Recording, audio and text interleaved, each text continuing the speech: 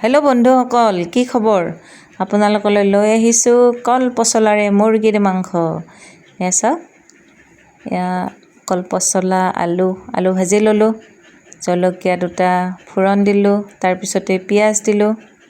পিঁয়াজখিনি ভালকৈ ভাজি ল'লোঁ। তাৰপিছত কল পচলা বহুত হেল্ডি হয়, খাব লাগে। ইউৰিক এচিডৰ কাৰণেও খুব ভাল কল পচলা। এয়া হ'ল জালুক কুটি ল'লোঁ।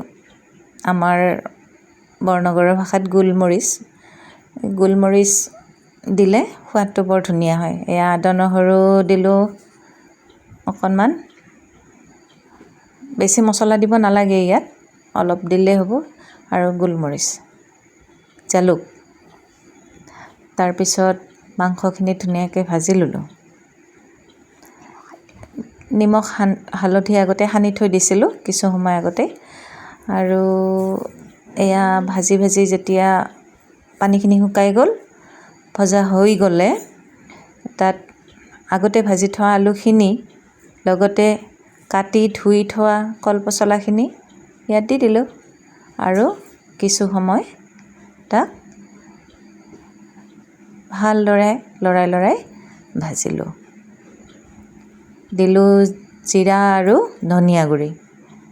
মই ৰেডি কৰি থৈ দিওঁ এনেকৈ জিৰা ধনিয়া গুড়ি। পানী দি কিছু সময় সিজিবলৈ দিলোঁ। সিজিলে